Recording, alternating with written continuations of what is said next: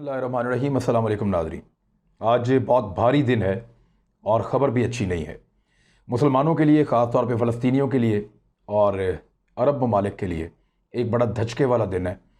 اور وہاں کی عوام، وہاں کے لوگ اس کی ایکسپیکٹیشنز نہیں کر رہے تھے، لیکن حالات بہت تیزی سے بدل رہے ہیں۔ اور جس طرح سے نبی اکرم صلی اللہ علیہ وآلہ وسلم کی احادیث تھیں، لگتا ہے معاملات اس طرف جو ہے وہ اب چل نہیں رہے، بلکہ اس طرف معاملات اب بھاگ رہے ہیں۔ آج ہوا یہ ہے کہ ڈونلڈ ٹرمپ جو صدر ہیں امریکہ کے، انہوں نے یہ اناؤنسمنٹ کی ہے، اور جو ان کا ٹویٹ ہے وہ میں آپ کو پڑھ کے سنا دیتا ہوں۔ پہلے انہوں نے کہا ہے کہ ہیوج بریک تھرو ٹوڈے، آج ایک بہت بڑی خبر آئی ہے، بہت بڑا بریک تھرو ہوا ہے۔ Historic peace agreement between two great friends, دو ان کے جو عظیم دوست ہیں ان کے درمیان ایک تاریخی امن معاہدہ ہوا ہے، Israel and United Arab Emirates.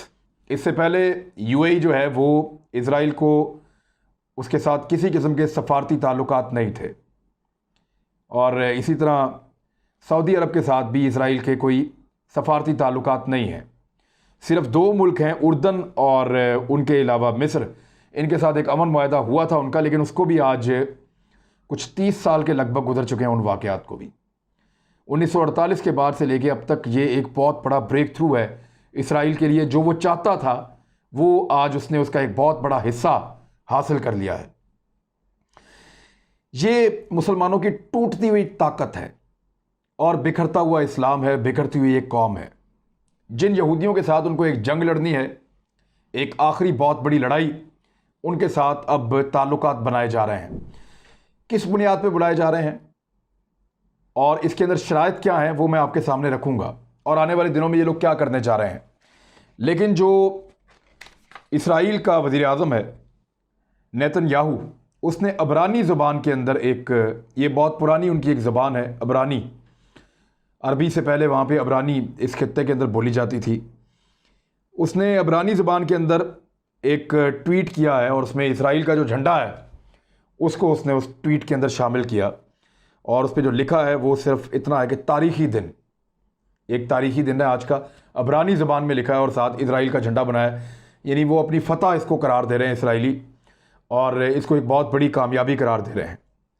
اب اس میں یہ جو بیان جاری کیا گیا ہے، یہ مشترکہ بیان ہے صدر ٹرمپ اور اسرائیل کا وزیر اعظم بنیامین نتن یاہو، اور ولی عہد جو ہیں شہزادہ محمد بن زائد، جن کا تعلق یو اے ای سے ہے، انہوں نے ایک مشترکہ بیان جاری کیا ہے، اور یہ کہا ہے کہ یہ مشرق وسطیٰ میں امن کے قیام میں مدد دے گا یہ امن معاہدہ، اور اسرائیل مقبوضہ جو علاقے ہیں غرب اردن کے جو غربی علاقے ہیں جہاں پہ اسرائیل جو ہے ان کو ضم کرنا چاہتا ہے اپنے ملک کے اندر، اس منصوبے کو اسرائیل فی الحال معطل کر دے گا۔ یہ اس معاہدے کے اندر ایک شرط کے طور پہ انہوں نے بتایا کہ یہ بھی ایک شرط ہے، لیکن اس پورے معاہدے کے اندر کہیں بھی یا اس سے جڑے ہوئے معاملات میں کہیں بھی مظلوم فلسطینی مسلمانوں کا ذکر نہیں ہے۔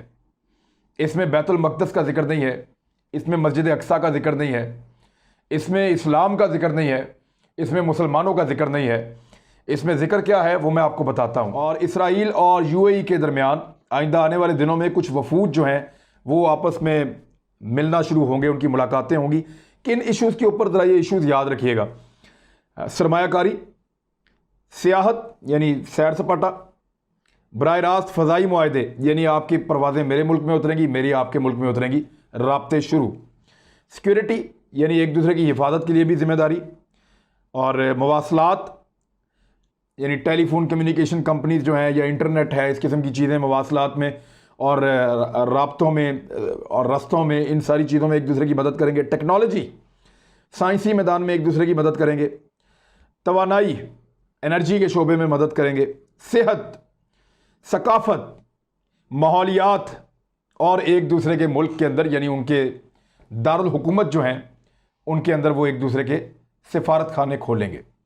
یو اے ای میں سفارت خانہ کھلے گا اب اسرائیل کا، اور اسرائیل میں سفارت خانہ کھلے گا اب یو اے ای کا۔